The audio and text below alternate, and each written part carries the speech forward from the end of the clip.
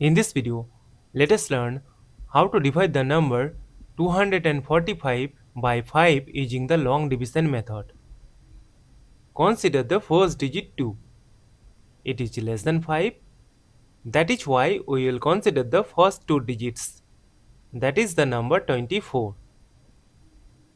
We know that 5 times 4 is 20. Subtract, we get 4. Now see that 4 is less than 5. That is why we need to bring down this number 5 here. Now 5 times 9 is 45. Subtract, we get 0. As we have got the number 0 and there is no number to bring down here, so we will stop. Therefore, 245 divided by 5 is equal to 49. And this is our final answer.